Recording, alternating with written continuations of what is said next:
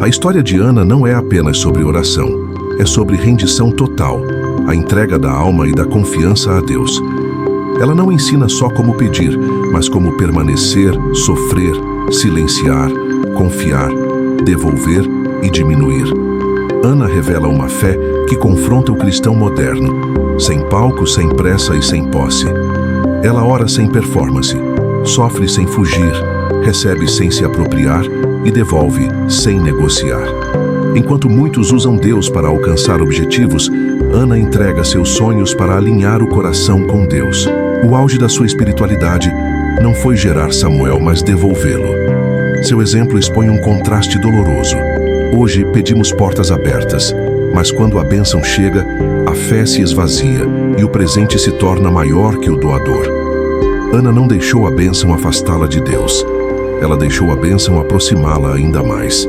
Sua vida nos ensina que Deus responde à rendição que governa toda a vida. Como disse Charles Spurgeon, Deus não se agrada de palavras bem arrumadas, mas de corações totalmente rendidos. Fique até o final para entender por que, na economia do reino, quem entrega não perde, mas ganha confiança. Há dores que gritam, e há dores que se calam. As mais perigosas são as silenciosas. Ana não estava apenas estéril no corpo. Ela estava cercada por um sistema que justificava a sua dor. A coesposa, Penina, a provocava. Eucana, o marido, tentava compensar com afeto. O sacerdote Eli julgava sem discernir, e Deus parecia em silêncio. Esse é o cenário onde muitos cristãos vivem hoje. Não estão em pecado escandaloso, não abandonaram a fé, mas aprenderam a administrar a ausência, a funcionar sem resposta, a orar sem expectativa real. Há pessoas que continuam indo ao templo, mas já desistiram de serem transformadas. Trocaram clamor por rotina, rendição por desempenho espiritual. Ana poderia ter feito o mesmo. Poderia ter endurecido. Poderia ter competido. Poderia ter se resignado dizendo: é assim mesmo. Mas ela não anestesia a alma. Ela leva a alma inteira diante de Deus, porque existe uma verdade espiritual profunda. Quando a dor não é apresentada a Deus, ela se transforma em cinismo. E quando a fé não encontra espaço para chorar, ela se torna apenas comportamento religioso. Talvez você não esteja longe de Deus. Talvez esteja apenas acostumado demais ao silêncio. Talvez não esteja em rebeldia, apenas em adaptação com roupagem espiritual. O escritor A.W. Tozer alertou que o maior perigo da fé não é a negação de Deus, mas a acomodação com sua ausência. Dados do Pew Research Center revelam algo alarmante. Mais de 70% dos cristãos evangélicos afirmam orar regularmente, mas menos de 30% dizem praticar confissão, arrependimento ou silêncio diante de Deus. Então, antes de continuar este vídeo, faça um diagnóstico honesto. Você ainda ora esperando ser mudado? Ou apenas ora para cumprir rotina de crente? A Escritura é cuidadosa ao mostrar que o milagre de Ana não começa em Samuel, começa na rendição. O texto diz que Ana estava amargurada de alma, mas não amargurada contra Deus. Ela chora e ora. Ela sofre e se submete. Ela pede e se entrega. Aqui está o eixo teológico central. Deus não responde à intensidade da dor, mas à direção da dor. John Wesley ensinava que a verdadeira fé não termina no clamor, mas se prova na obediência contínua. Ana não apenas orou com intensidade, ela alinhou sua dor à vontade de Deus, e isso transformou súplica em milagre. Muitos sofrem, poucos se rendem. O sacerdote Eli vê apenas lábios se movendo e diagnostica embriaguez. Ele representa uma espiritualidade que julga a aparência, mas perdeu sensibilidade espiritual. Ana, porém, não se defende com agressividade.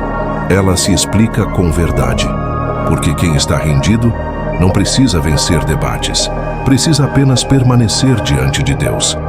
E então vem o ponto mais profundo do texto, o voto. Ana não promete servir melhor depois de receber. Ela entrega antes de possuir. Ela diz em essência: Se o Senhor me confiar o milagre, eu não o transformarei em minha posse. Hana não pede um filho para tapar o vazio. Ela entrega o vazio e deixa Deus preenchê-lo. Quando Deus entra na situação, o milagre vem. Samuel nasce, mas o clímax não é o nascimento, é a devolução. Hana sobe ao templo e entrega o milagre. Ela o devolve ao Criador. Porque fé madura não pergunta apenas o que Deus pode me dar, mas o que Deus pode confiar em mim. Esse texto confronta diretamente o cristianismo moderno. Queremos respostas sem rendição, bênçãos sem altar, milagres sem devolução. O problema nunca foi Deus não responder. O problema é quando a resposta recebida nos afasta dele. Muitos querem o milagre de Hana, mas poucos querem a maturidade de Hana. Ela devolveu o que mais amava, e por isso recebeu mais do que pediu. O milagre que você retém vira ídolo. O milagre que você entrega vira testemunho. Como resume o reverendo pastor Hernandes Dias Lopes, toda bênção que não nos aproxima de Deus se torna um teste, não um prêmio. Hana passou no teste porque entendeu que fidelidade vem antes da recompensa. Deus não responde à performance, ele responde à rendição. A mudança começa quando entendemos que Deus não testa nossa fé apenas no pedido, mas principalmente na devolução. Hana pediu um filho.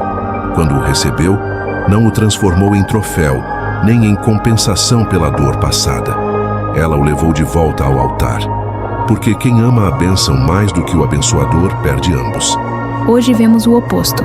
Jovens que pedem o primeiro emprego, recebem o Samuel prometido, e então desaparecem do templo. O salário vira identidade. O descanso vira desculpa. O conforto vira o novo Senhor. E pais, por medo de confrontar, concordam com esta justificativa. Assim nasce um ciclo silencioso. Quanto mais Deus dá, menos ele é buscado. Observa-se então que, ao invés de dar um retorno naquilo que agrada a Deus, os jovens vão na contramão. Levantamentos recentes indicam que mais de 60% dos jovens cristãos diminuem drasticamente sua prática espiritual após alcançarem estabilidade financeira inicial. 70% abandonam a igreja durante a faculdade. A proposta de mudança é clara e bíblica. Não transforme o milagre recebido em ídolo. Não retenha o que deveria consagrar. Meu irmão ou minha irmã, dê pausa no vídeo e aproveita a chance de escrever nos comentários qual é a sua melhor definição para Samuel. Algo que hoje ocupa mais espaço no seu coração do que Deus. Faça isso, não por exposição, mas por libertação. Esse exercício é seu ato de fé, sua forma de dizer: eu reconheço o que afasta o meu coração de Deus. Eu sei o que tenho em potencial para renunciar. Agora, imagine este Samuel sendo devolvido ao altar. Observe a sua resistência interna e o seu coração tentando produzir justificativas. Isso revela onde a fé ainda é posse e não rendição.